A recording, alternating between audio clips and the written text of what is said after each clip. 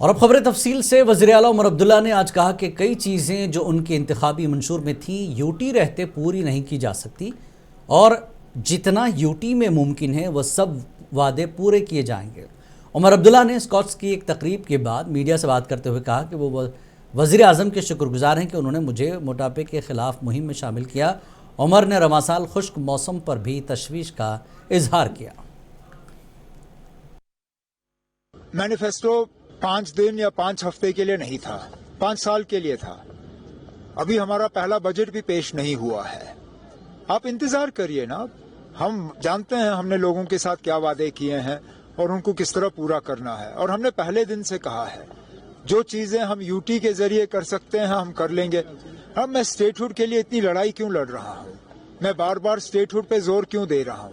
کیونکہ میں جانتا ہوں کہ کئی ساری ایسی چیزیں ہیں جن کو لے کے لوگ پریشان ہیں، لیکن اس پریشانی کا حل ایک یوٹی میں نہیں ہو سکتا۔